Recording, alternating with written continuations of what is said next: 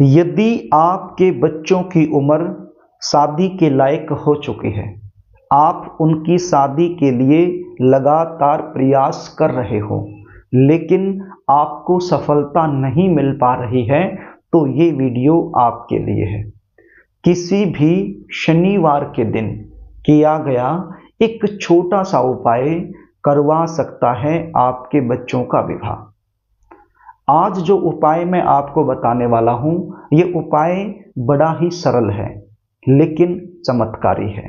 ये उपाय यदि बच्चे खुद अपने लिए करना चाहें तो खुद भी कर सकते हैं, और यदि बच्चे खुद नहीं कर पाते हैं तो ऐसी सिचुएशन में बच्चों की जो माँ है और बच्चों के जो पिता है वो भी ये उपाय कर सकते हैं।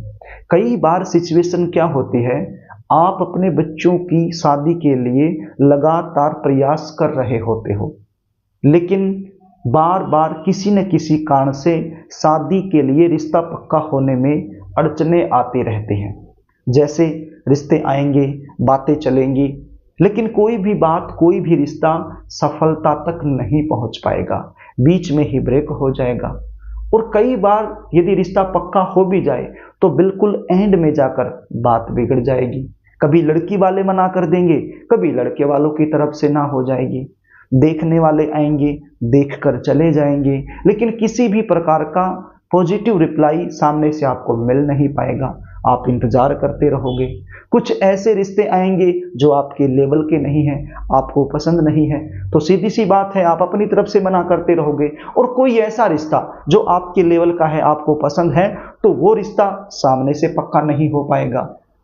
और कई बार तो सिचुएशन ये होती है, रिश्ते आना ही बंद हो जाते हैं, रिश्ते आना ही बंद हो जाते हैं। तो ऐसी सिचुएशन में जो माता पिता है वो परेशान हो जाते हैं। करें तो करें क्या, शादी होगी या नहीं होगी हमारे बच्चों की, कौन लेकर आएगा हमारे बच्चों के लिए रिश्ता, कौन करवाएगा शादी, कहां से होगी शादी, कैसे होगी शादी।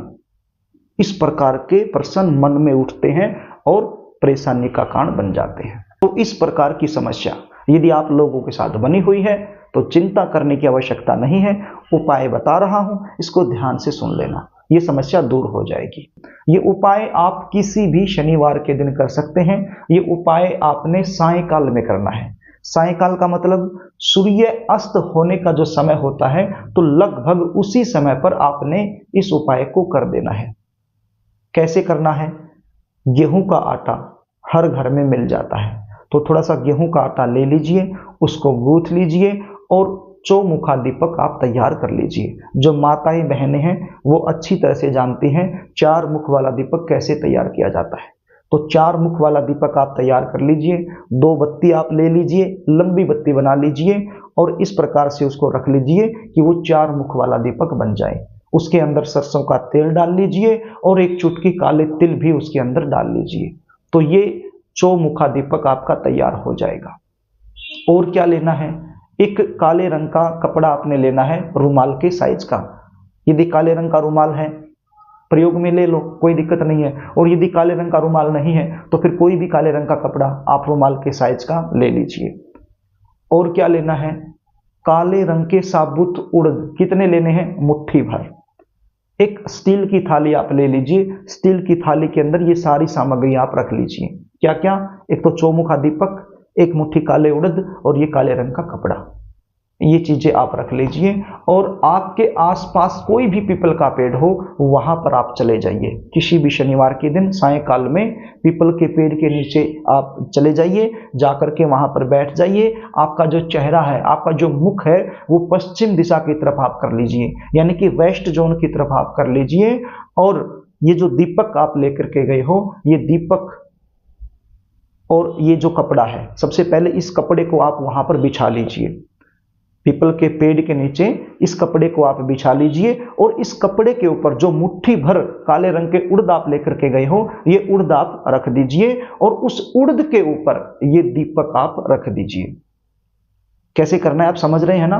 पीपल के पेड़ के नीचे चले गए, सबसे पहले कपड़ा आपने बिछा दिया पीपल के जड़ के पास और वहां पर कपड़े के ऊपर उड़द रख दिए और उड़द के ऊपर आप दीपक रख दीजिए और अपनी मनोकामना बोलते हुए इस दीपक को जला दीजिए। चारों साइड से इस दीपक को जला दीजिए और अपने बच्चे का नाम और अपने बच्चे का गोत्र बोलिए। यदि लड़का है या फिर लड़की हो, कोई भी हो, लड़का या लड़की, दोनों के लिए ये उपाय समान रूप से काम करेगा। तो बच्चे का नाम आप बोल लीजिए और बच्चे का गोत्र आप बोल लीजिए और उनकी जल्दी शादी होने के लिए शनिदेव महाराज से प्रार्थना कीजिए। प्रिय दर्शकों, जब मैं जन्म कुंडलियों का विश्लेषण करता हूं तो शादी में विलंब होने का जो मुख्य कारण है वो मुझे लगभग शनिदेव मिलते हैं, क्योंकि शनिदेव धीमी गति से चलने वाले प्लैनेट हैं और इनके पास 3 दृष्टियां होती हैं।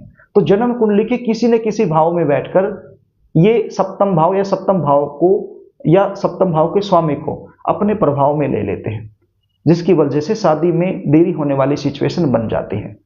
तो आप शनिदेव महाराज से हाथ जोड़ करके अपने बच्चों के शीघ्र विवाह होने के लिए प्रार्थना कीजिए।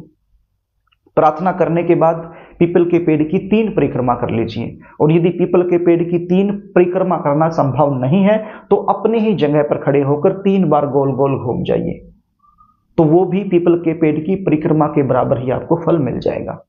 तो इस प्रकार से ये उपाय आप कीजिए। ये उपाय आप 3 शनिवार कर दीजिए। इस प्रकार से रिजल्ट तो आपको 1 शनिवार से ही मिलना शुरू हो जाएगा, लेकिन फिर भी मैं कहूंगा आप 3 शनिवार यदि कर देते हैं तो बड़ा अच्छा होने वाला है आपके लिए, आपके बच्चों के लिए।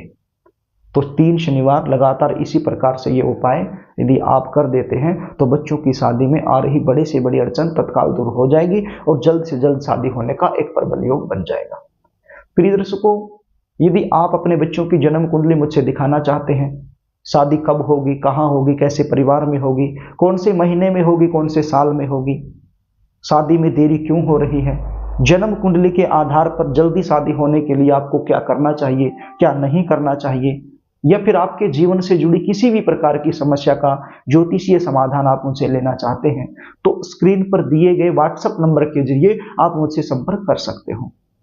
अपने बच्चों की जन्म डिटेल लिखकर मेरे पास भेज सकते हो और साइंटिफिक तरीके से सटीक विश्लेषण करवाकर संपूर्ण जानकारी आप मुझसे प्राप्त कर सकते हो।